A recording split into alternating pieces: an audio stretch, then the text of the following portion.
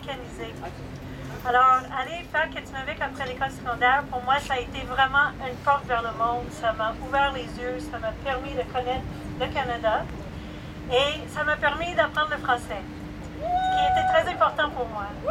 Et puis, après Katimavik, au lieu de retourner à l'école, j'ai tombé en amour et j'ai eu des enfants. Alors, j'ai maintenant 4 grands-enfants. 2 sur 4 ont fait le programme Katimavik. Et il y a une troisième qui aimerait bien le faire.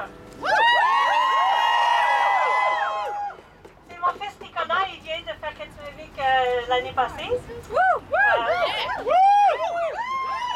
Donc, moi, c'est juste, je veux exprimer à quel point que ça change la perspective de l'individualité à une vie communautaire. Et c'est quelque chose que le bénévolat m'a appris, puis c'est quelque chose que j'ai pu continuer dans ma vie et montrer à mes enfants, parce qu'on vit dans un monde tellement fermé sur nous-mêmes, on est peut-être privilégié au Canada, on vit dans un grand confort, mais il y a beaucoup de gens qui s'ennuient. Puis d'avoir ce programme-là qui nous permet d'aller dans le monde puis d'être avec d'autres mondes, même si c'est difficile, parce qu'on sait que c'est difficile, Katimavik, ça nous fait du bien.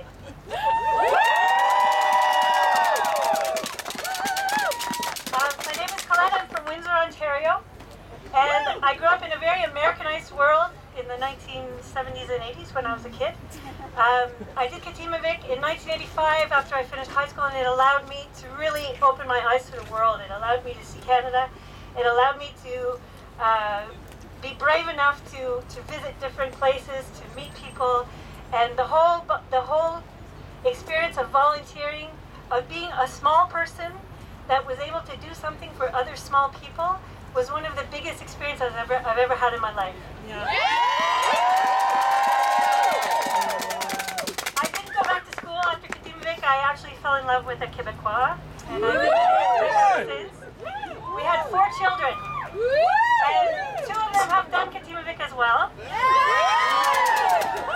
There's one more who's 17, and if he wants to do it, I want him to be able to do it. I'm going to hand the mic over to my son Nico, who just finished Katimavik last year. And thanks everybody for being here in the rain, and we got to fight this.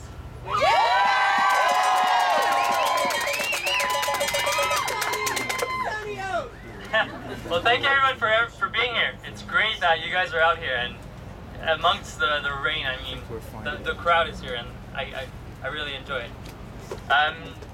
Ben, merci d'être ici. Moi, oui, comme vous le savez, j'ai fait Katimavik l'année passée. Comme plusieurs d'entre vous peuvent le dire, que ça a changé votre vie. Moi aussi, je suis fier de le dire. Katimavik, ça a changé ma vie.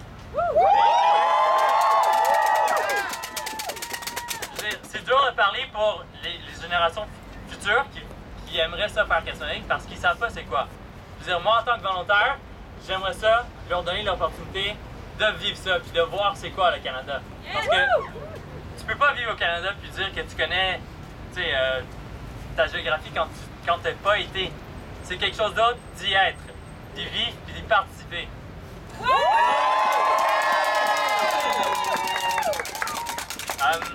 Après avoir fait Katimavik, ben, en tout cas, moi, Katimavik, ça a été, comme on dit en anglais, une stepping stone. Je trouve que ça m'a ouvert les yeux, ça m'a engagé comme citoyen. Puis je trouve ça bizarre que le gouvernement, eux, on dirait que les citoyens engagés, c'est comme des ennemis. Ils n'aiment pas ça. Puis en tout cas, Katimavik, ça apporte tellement aux communautés là, qui... Je veux dire, c'est dommage de voir des communautés qui ont tellement des beaux projets, mais qui n'ont pas l'argent, qui n'ont pas les bras, qui n'ont pas le support, qui ne se font pas entendre, ils n'ont pas les voix. Puis moi, je trouve ça beau que Katimavik aille là, puis qu'ils portent leurs mains, puis qu'ils leur permettent de faire des trucs qu'ils n'auraient jamais pu imaginer.